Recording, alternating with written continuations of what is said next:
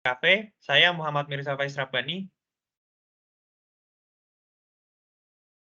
Saya Ahmad Ivan Jugava. Saya Rizky Wildan Gilang Robani. Saya Nanda Trimerdiani Hidayat. Oke, di sini kita akan membuat game yang dimana ketika ada sepeda menabrak suatu objek, maka game-nya akan berhenti.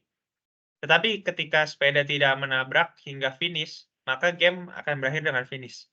Oke, yang pertama kita masuk ke codingan untuk bagian sepedanya. Di sini ada sepeda.cpp dan sepeda.h.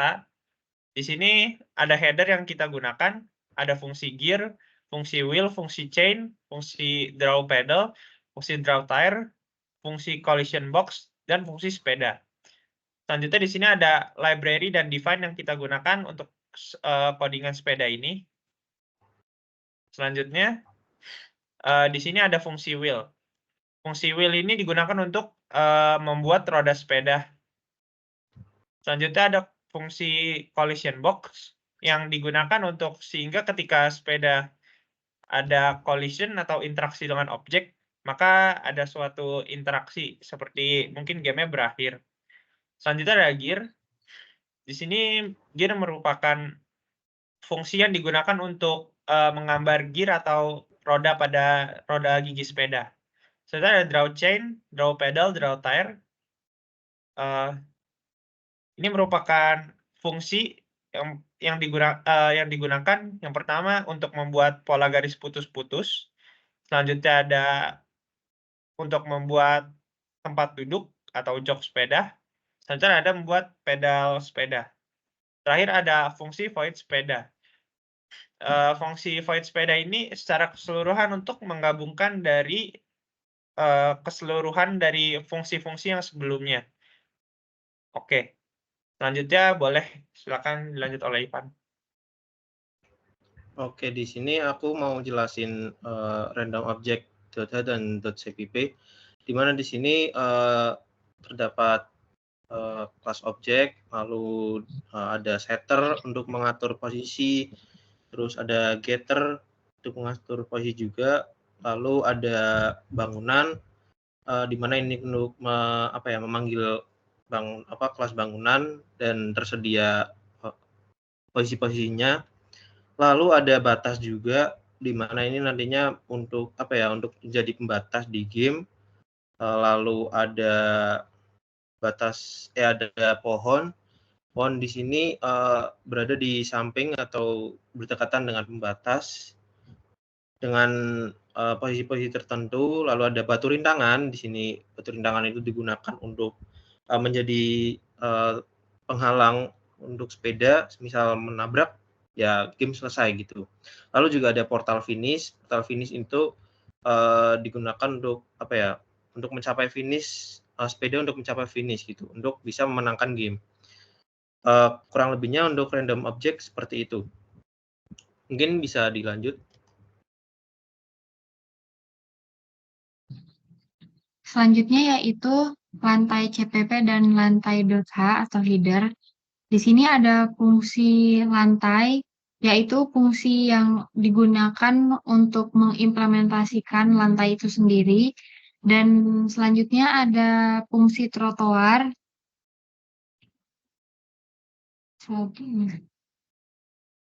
Fungsi trotoar, ya fungsi yang digunakan untuk menggambar trotoar. Fungsinya itu untuk mengatur warna trotoar, menggeser sedikit ke atas, dan menggunakan GL begin. Ya. Selanjutnya ada fungsi roadside right, yaitu fungsi yang digunakan untuk menggambar sisi jalan sebelah kanan, dan ada juga fungsi roadside left, yaitu untuk menggambarkan sisi kanan sebelah kiri.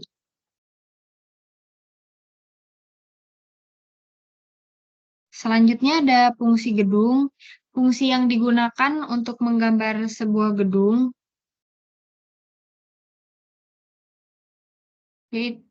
Lalu ada fungsi house, fungsi yang mengatur pembuatan rumah dalam skala tertentu dan posisi acak. Lalu ada fungsi grup pohon, yaitu fungsi yang digunakan untuk membuat pohon.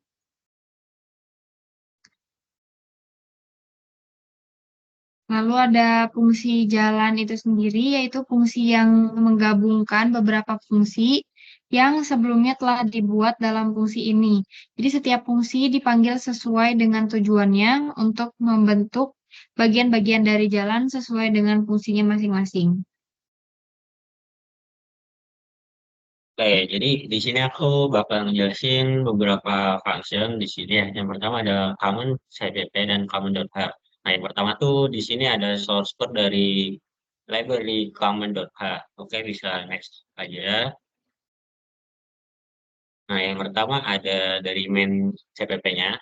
Yang pertama ada function reset. Nah, function reset ini berguna itu sebenarnya banyak ya, kayak viewport untuk mencakup semua jendela dan menentukan area dari jendela di mana OpenGL itu. Yang selanjutnya ada perspektif. Perspektif ini untuk memberikan efek 3D yang realistis dengan sudut pandang dan rasio yang sesuai. Oke, bisa next.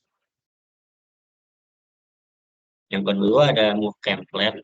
Jadi move cam flat ini secara garis besarnya adalah sebuah pergerakan kamera atau mengatur posisi dari kamera itu tersebut. Yang selanjutnya ada move sepeda. Jadi move sepeda ini ya secara gambar besarnya itu dia bisa memberikan sebuah gerakan mau dia maju, mundur, kanan, kiri. Seperti itu. Selanjutnya ada cek tabrakan. Jadi cek tabrakan ini si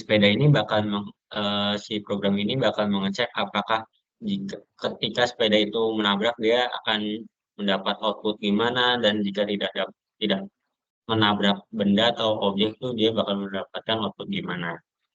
Misalnya ada cek tabrakan L dan R.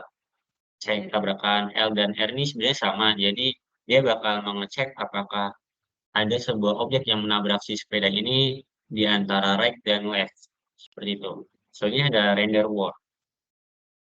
Render world ini seperti kita membuat sebuah peta 2 dimensi pada si program kita sendiri. Oke, bisa next. Selanjutnya ada display.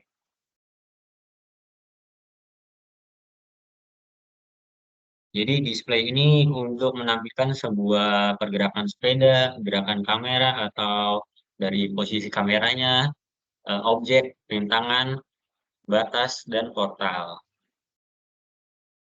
Misalnya ada press key, release key, and key.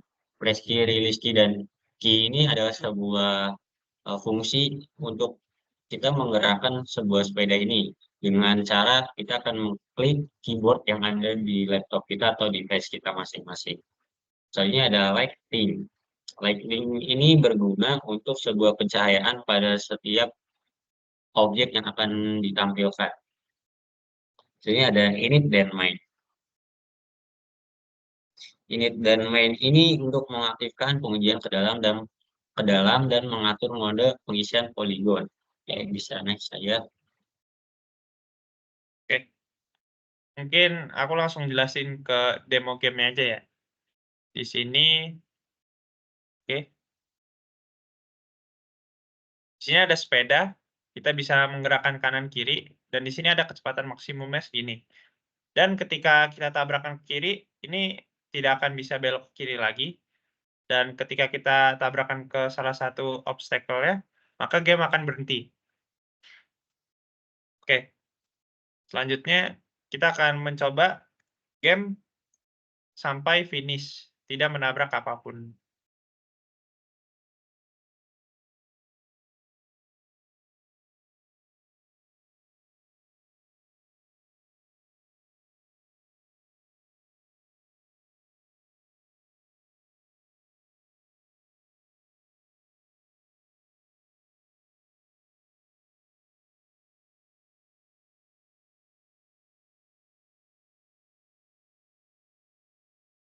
Oke, ketika game sudah menyentuh portal, maka game akan berakhir dan finish. Oke, mungkin sekian dari kami. Itu terima kasih. Assalamualaikum warahmatullahi wabarakatuh. Oke.